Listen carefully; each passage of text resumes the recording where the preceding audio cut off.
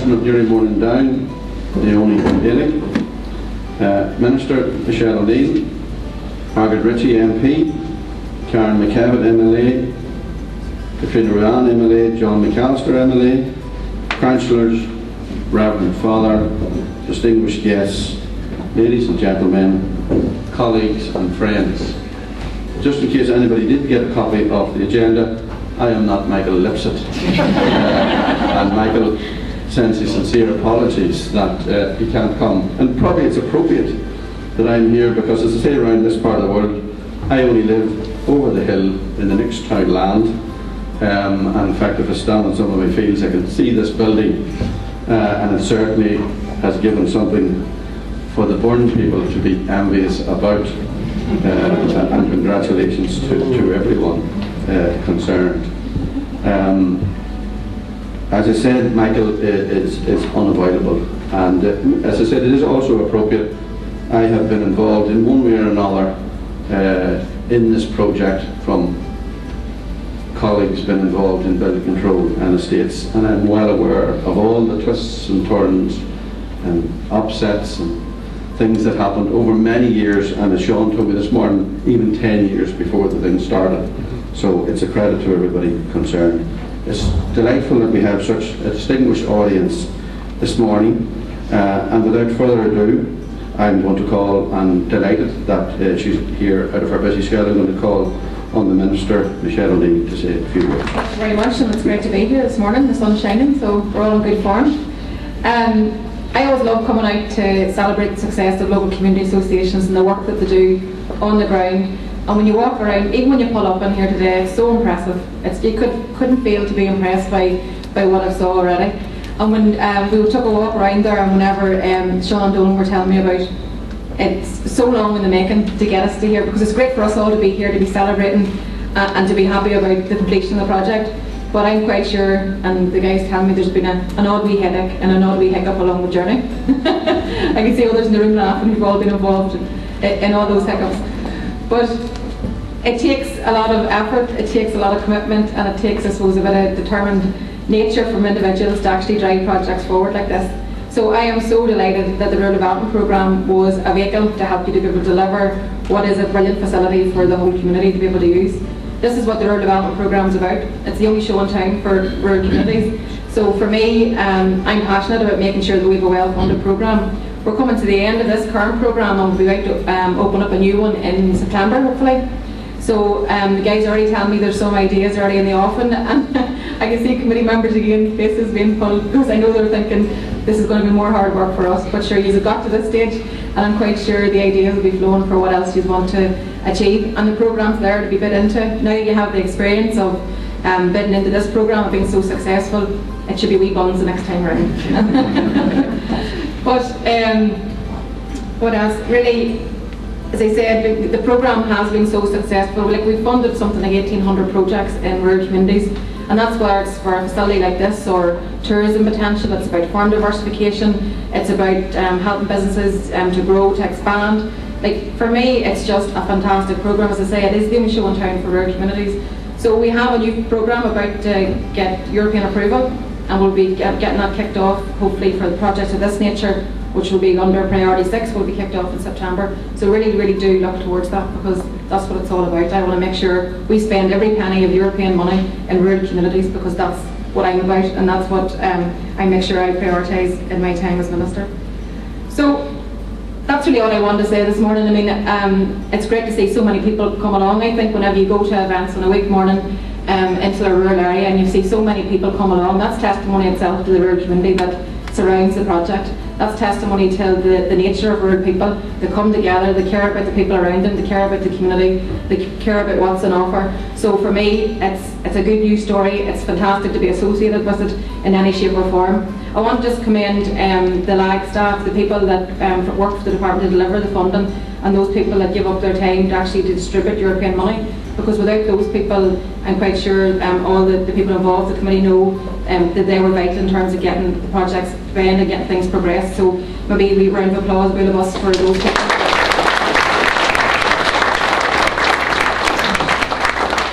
The last thing just I would say is just around partnership working, because I know that there was key partners. So it's the community, it's the rural development programme, the LAGs, but it's also the council.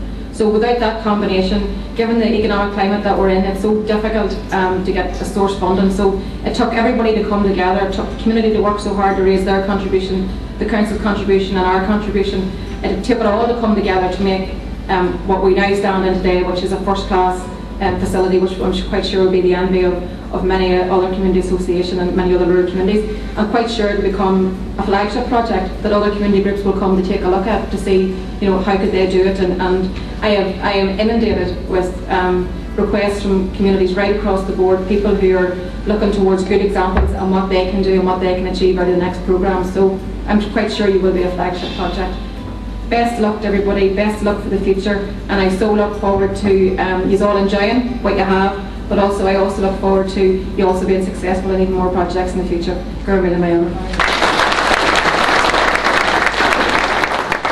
Thank you very much, John. I card you, ladies and gentlemen, distinguished guests, Minister, MLA, MP, fellow councillors, Reverend Father and friends and committee members, particularly of Ballyholland Community Development Association.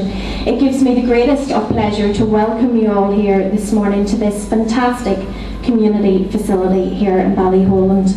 And just to set some of the context initially about the hard work and endeavours that have gone into us basically being able to stand here today and celebrate this wonderful facility. Ballyholland has always enjoyed a strong, vibrant community with an ethos of providing inclusivity for everyone within the area. In 1986, with the assistance of Newry and Mourne District Council, a small temporary facility was sited in Ballyholland which allowed for the provision of a limited but very important range of community activities.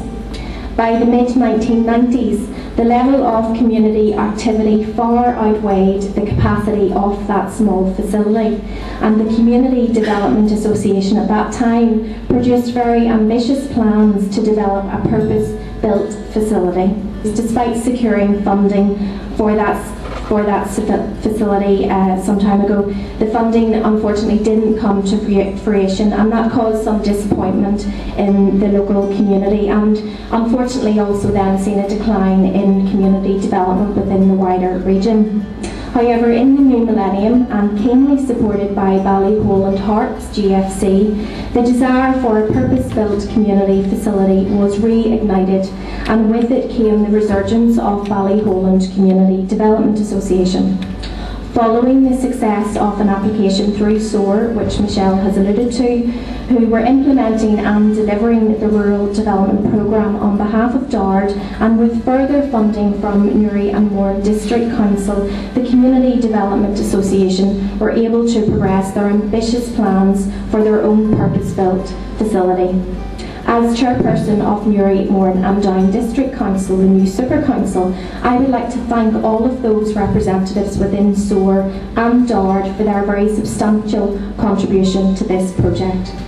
Most importantly of all, thank you to the Community Development Association and each and every person from this local community who have contributed to the realisation of this facility for Ballyholland.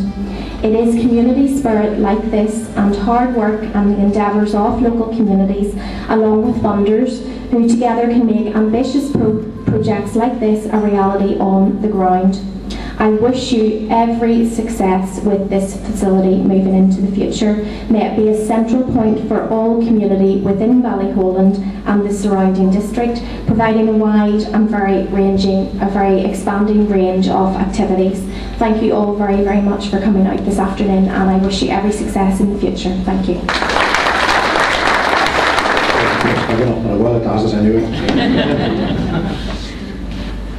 Actually, I have to say I feel a bit of a fraud up here, as Donald is actually the chairman of the group.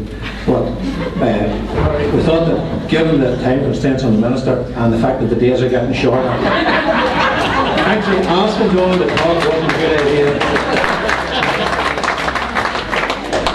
Minister, distinguished guests, committee members, friends, it's an honour for me to stand here to address you on this auspicious occasion for us, the people of Ballyholland, to the wider population of Crockleigh and Newry-on-Mourne. Where we stand this morning is a culmination of many years of hard work by many people, and it's a joy to be able to declare that the wait has been worthwhile. There are a great many people who have to be thanked this morning. People who fronted this whole enterprise, and the silent people who beavered away in the background against the odds, against the breeze, against seemingly never-ending layers and years of obstruction. And I want to thank these people on my own and on the committee's behalf. Thanks first of all to the councillors of Newry-on-Mourne, past and present, of all parties and of none, who worked and lobbied on our behalf. And thanks indeed to councillors in Armagh and Craigavon, who are members of the joint council group, and who I sat up one night trying to find out who they were and send emails to people who I had never heard tell of before and who had never heard tell of me before or since. BDA campaign actually predates the current Stormont regime, but since the inception of that august body, we've got ongoing support there as well, and very glad to see such good representation from you this morning. Thanks to council officials, again past and present, who've been invaluable to us with their advice, their help and their dedication, especially over the past few years when things began to move apace with the development. Also, so are DARD officials who've been steadfast in their support over these past 2 years. These people left no stone unturned, no question unanswered, and very few questions unasked. And I have the email trails to prove that. Ballyholland Development Association became fluent in a whole new language during this procedure. Language of green book assessments, projections, and everybody's favourite, the old optimism bias. Especially thanks to the Hearts Club for allowing the BDA to lease this site, and to the Sands family, Miss Sands very welcome, for agreeing to have the pitch that was named in honour of her son relocated. Thanks to all the local groupings in the area, especially Ballyholland Primary School, Ballyholland INF, Common Silver Band and LOL, Rascals and Ruffins Play Group and others whose continued support helped bring this scheme to fruition. Thanks to the construction design team, architects, quantity surveyors, civil, structural, mechanical and electrical engineers. In particular, thanks to the builders, Kelly Bros, Noel, very welcome, and brought this design to reality. And a special word of thanks to Larry Keenan, the foreman, who took a personal interest in delivering a building of such quality. Thanks, Larry. And the last word of thanks goes to those who more than anyone are responsible for this facility, apart from the money part. I refer to the BDA committee who struggled for many fruitless years, despite knockback after knockback, until suddenly our own ship came in. This committee worked tirelessly and often fruitlessly over these past years, and different skills were added as the need arose. On a personal level, I wish to record my thanks to the committee and just say it hasn't been worth it. Particular thanks, I have to say, I'm having this written down to Donald. Donald and I have worked together at this job for a long time, and when there was times when you just thought, gee, this isn't worth it, you know. Donald just kept going, and every time you heard, do you know what I'm going to tell you? You knew there was a gem coming. Donald was a man who put optimism into optimism bias. So I said at the beginning, this morning represents a culmination. It also represents a beginning, and perhaps even more challenging beginning. Making this building a success it deserves to be. And we at the BDA know this is a huge responsibility, because a responsibility we cheerfully embrace. And let me assure the funding bodies here present that we will do our utmost to make sure this facility will be a success. And also assure them that we'll not be shy about seeking their advice and expertise again, and finance, if and when needed. And finally, during our open days here, the expression used by most people to me, by first-time visitors to the centre, was, oh, it's hard to believe we're in Ballyholland. And at first there was a novelty to that expression. Then I started to think, why should it be hard to believe? Why should the people of Ballyholland not have the best facilities available? And now, I think we have. And again, thanks very much for that. Thank you. This morning, Minister Michelle O'Neill. Lord Mayor, President.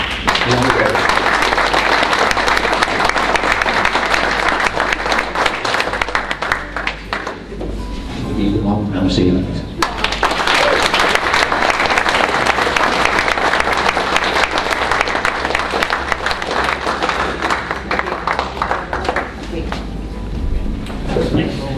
Thanks, Sean. Didn't know we had to do this. these are going to two ladies that have given so much time and let these two men, I think they were practically living here. Sean actually texted me the other night and said that he was worrying about something that was left behind, and he said that he thinks that he needed to go into therapy for help because he was actually waking up at 4 o'clock in the morning worrying about it. But Sean and Donal have given so much time along the rest of our committee, but to their wives also, who have let them come here night after night and work so hard without complaining. And as Anne said, a very understanding wife she is. So I'd like to call Anne and rushing, just as we token from the committee for being so understanding to your husband. Thank you very much.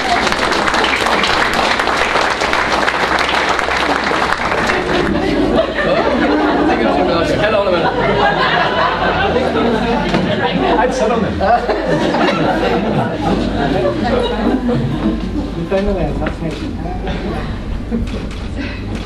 Thank you. All right, thank you.